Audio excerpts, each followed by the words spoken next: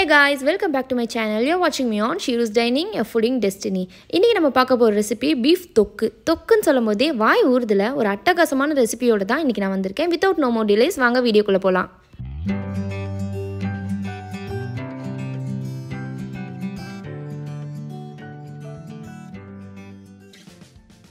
இந்த தொக்கு செய்கிறதுக்கு நீங்கள் மட்டன், சிக்கன், பீஃப், ப்ரான் எது வேணாலும் எடுத்துக்கலாம். உங்களோட விருப்பம் தான். நான் இன்றைக்கி ஒரு 1/2 கிலோ பீஃப் எடுத்திருக்கேன்.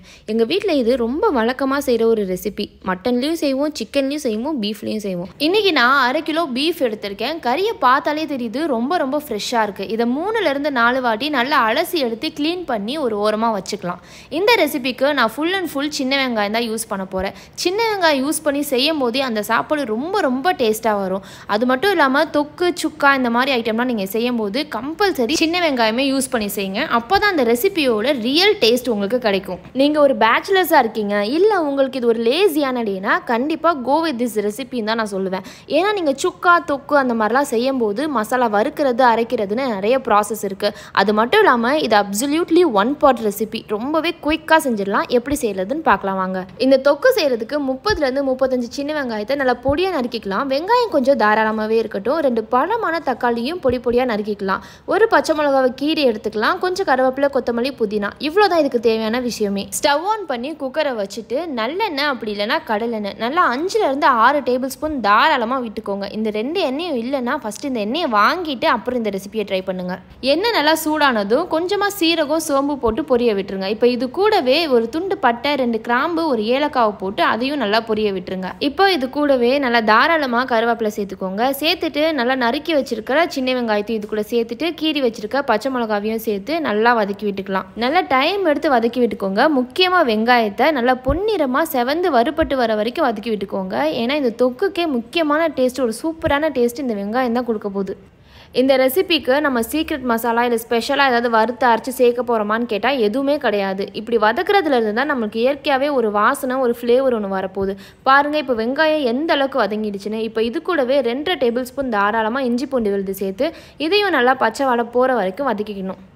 இஞ்சி பூண்டு விழுதோட பச்சை வாசம் போனதுக்கு அப்புறமாவே நல்ல பழுத்த தக்காளி 2 குட்டியாக இருந்துச்சு. அதை பொடியாக கட் பண்ணி சேர்த்துருக்கேன். நீங்களும் நல்ல பழுத்த தக்காளியாக சேர்த்துக்கோங்க. சின்ன தக்காளியாக இருந்தால் 2, பெருசாக இருந்தால் 1 சேர்த்துக்கோங்க.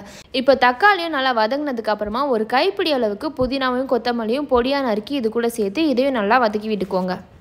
இப்போ இந்த தொக்குக்கு தேவையான மசாலா பொருட்கள்லாம் என்னங்கிறத பார்த்துடலாம். நல்ல 1 டேபிள் ஸ்பூனுக்கு தாராளமாக மிளகாய்த்தூள், கொஞ்சமாக ஒரு 1/4 டீஸ்பூன் அளவுக்கு மஞ்சள் தூள், அதுக்கப்புறமா ஒரு டேபிள் ஸ்பூன் அளவுக்கு கரம் மசாலா.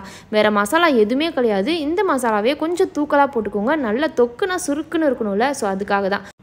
இந்த மசாலாவையும் ஒரு 2 நிமிஷத்துக்கு பச்சை வாடை போகிற வரைக்கும் வதக்கி விட்டுட்டு நம்ம பீஃபை சேர்த்துடலாம். நல்லா கழுவி பழன்னு இருக்கிற பீஃபை இது கூட சேர்த்துடலாம். சேர்த்துட்டு நல்லா சுருள பரட்டி விட்டுருணும். இங்கே கறியை எப்போவுமே குட்டியாக கட் பண்ணி கொடுத்துருவாங்க. எனக்கு அப்படி இருந்தாலே பிடிக்காது. பீஸ் பெருசாக இருந்தால் தான் எடுத்து வச்சு சாப்பிட்றதுக்கே நல்லாயிருக்கும். ஸோ அதனாலேயே இவங்களே எப்போவுமே பெருசாக கட் பண்ணி வாங்கிட்டு வாங்கன்னு சொல்லுவேன். அதே மாதிரி இந்த வாட்டியும் பெருசாக கட் பண்ணி வாங்கிட்டு வந்துட்டாங்க. ஆனால் நம்ம சுக்கா, தொக்கு அந்த மாதிரிலாம் செய்யும் போது குட்டி பீஸாக இருந்தால் தான் நல்லா ஊறி மசாலாவோடு சேர்ந்து கோட்டாகி இருக்கும். நீங்கள் குட்டியாக கட் பண்ணி போட்டுக்கிட்டாலும் சரி, அப்படி இல்லைனா இதே மாதிரி மசாலாவோட போட்டு வேக வச்சுட்டு கரண்டியை வச்சு இப்படி பிச்சு விட்டிங்கனாலே போதும், பஞ்சு போல் பிஞ்சு வந்துடும். இப்போ கறி வேகிற அளவுக்கு தண்ணி சேர்த்துக்கிறேன். நான் ஒரு 3 கப் அளவுக்கு தண்ணி சேர்த்துருக்கேன். இப்போ தேவையான அளவுக்கு உப்பு சேர்த்துக்கலாம். தண்ணியோட அளவை பார்த்துட்டு உப்பு நிறைய சேர்த்துறாதீங்க. நம்ம தொக்கு மாதிரி செய்ய போகிறோம். ஸோ கம்மியாகவே சேர்த்துக்கோங்க. வேணும்னா பின்னாடி சேர்த்துக்கலாம். இப்போ குக்கரை மூடி 5 விசில் ஹை ஃப்ளேம்லேயும் 3 விசில் லோ ஃப்ளேம்லேயும் விட்டிங்கன்னா வீடு ஃபுல்லாக கமன்னு ஒரு வாசம் வரும். பீஃப் தொக்கே நான் ரெடி ஆகிட்டேன்னு சொல்கிற மாதிரி இருக்கும். பாருங்கள், பக்காவான தொக்கு ரெடி ஆயிடுச்சு. எண்ணெய் பிரிஞ்சு வந்து தகன்னு கொதிச்சிட்ருக்கு. பார்க்கும்போதே வாய் உருது. இதில் என்னத்தை பெருசாக சேர்த்துருக்கோம், என்ன டேஸ்ட் இருக்க போதுன்னு நினைக்காதீங்க. இதை ஒரே ஒரு வாட்டி உங்கள் வீட்டில் ட்ரை பண்ணி பாருங்கள். அப்புறம் தெரியும் இதில் என்ன டேஸ்ட் இருக்குன்னு. நான் பீஃபில் செஞ்சனால 8 விசில் விட்டேன். இதுவே நீங்கள் மட்டனில் செஞ்சிங்கன்னா 4 விசிலே போதும். இதே ரெசிபியை நீங்கள் சிக்கனில் கூட செய்யலாம். வேறு லெவல் டேஸ்ட்டில் இருக்கும். பாருங்கள், ஆவி பறக்க காரசாரமான பீஃப் தொக்கு ரெடி ஆயிடுச்சு.